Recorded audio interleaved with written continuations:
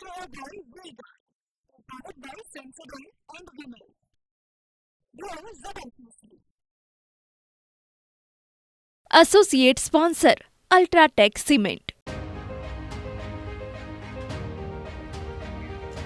નમસ્કાર ટીવી9 સમાચાર સાથે હું છું જિજ્ઞાસા। સમાચાર દાહોદથી એમપીથી લગ્ન પતાવી પરત આવતી જાનમાંથી કન્યાનું અપહરણ થયું હોવાના સમાચાર મળી રહ્યા છે।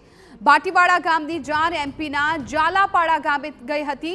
બોરડી પાસે જાનને રોકી બાઇક પર આવેલા બે શખ્સો કન્યાને ઉપાડી ગયા। કન્યાનું અપહરણ કયા કારણોસર કરાયું છે તે દિશામાં અત્યારે પોલીસ છે એ તપાસ કરી રહી છે।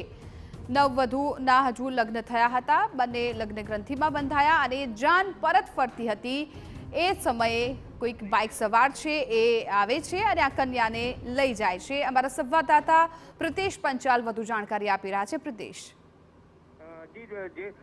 ભાટીવાડાથી એક જે જાન ગઈ હતી મધ્યપ્રદેશના જે ઝાલાવાડા ગામે ગઈ હતી તે દરમિયાન લગ્નની વિધિ જે પતાવી તે પરત આવી રહી હતી। તે દરમિયાન નવાગામ જે ચોકડી છે ત્યાં અચાનક 5 થી 7 જે બાઇક ચાલકો તે આવ્યા હતા અને જાનને રોકી હતી।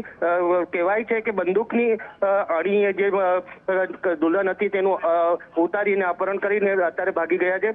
હાલ પોલીસ ફરિયાદ દાખલ કરવામાં આવી છે। અપહરણની ગુનો દાખલ કરવામાં આવ્યો છે। સાથે સાથે પોલીસે મધ્યપ્રદેશની અંદર ધામા નાખ્યા છે અને જે આરોપીઓ છે તેમને ઝડપી પાડવામાં તજવીજ હાથ ધરી છે।